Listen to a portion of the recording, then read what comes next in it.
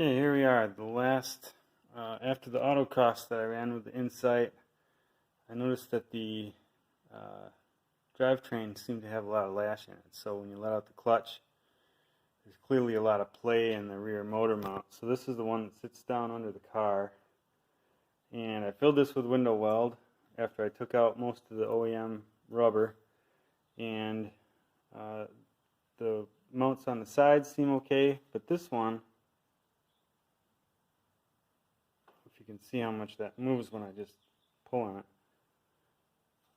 it's cracking here, and it just generally has a lot of play in it. So I think what I'm going to do is I'm going to take all this out, clean this up, and I'm going to 3D print a rear mount from TPU and see how that works. So I'm going to start taking all this stuff out of here. This is the 3M window weld polyurethane. It usually works pretty well. Usually the original mount that you're filling is a little more substantial than this, and it's, you can see it's barely even attached anymore in the middle. Actually, I bet it's not. So there's a lot of play in there. So I'm going to take this out and 3D print a replacement, and we'll see if that works. Well, that was pretty easy.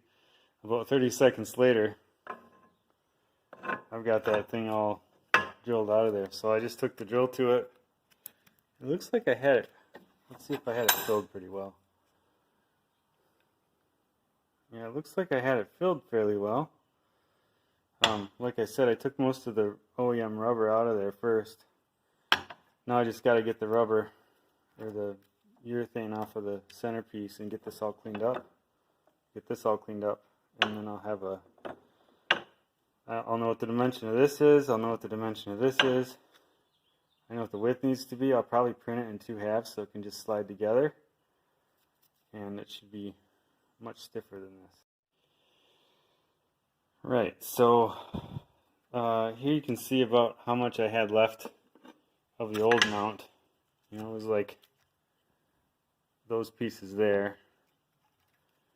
And I just filled the rest in with windshield urethane. And here's what came out. This is the old windshield urethane. And this stuff is actually pretty hard.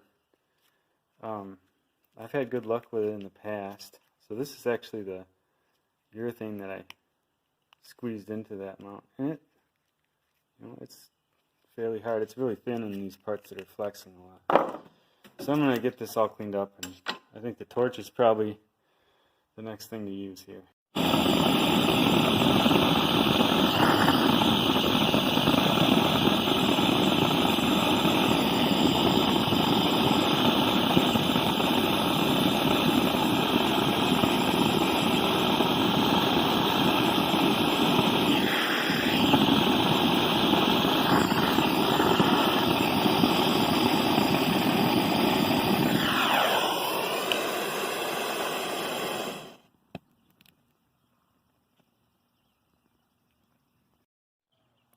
So anyways, once you get this thing hot enough, it'll just burn by itself, and then every once in a while I knock off the crispy parts that are burned off, and it will just keep burning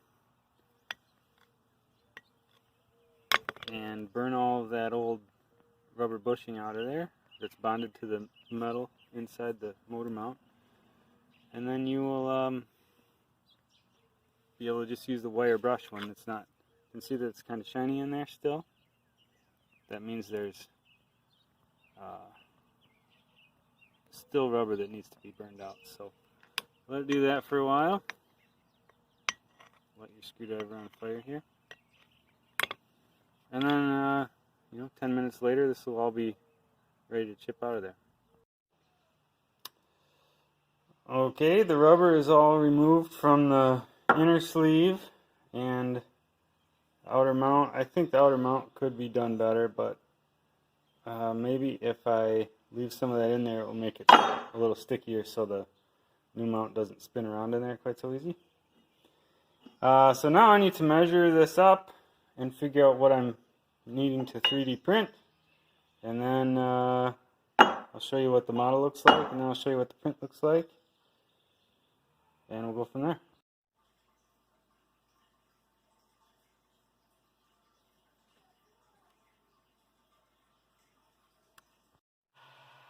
Okay, I've got the Overture TPU filament loaded up, and I'm about ready to start this out.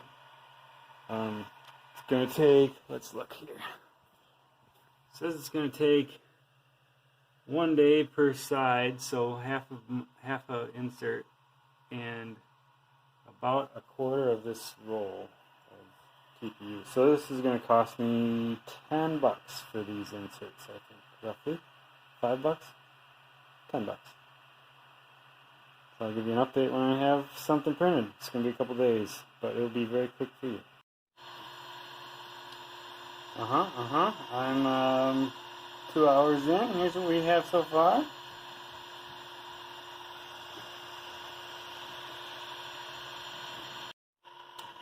Okay, this is 16 hours into this print.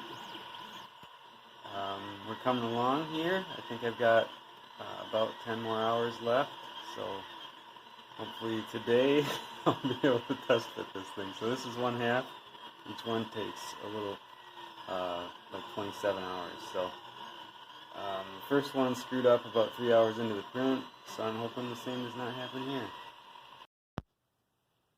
Alright, 2 days later, I have one half of this bushing pressed in. It fits pretty well.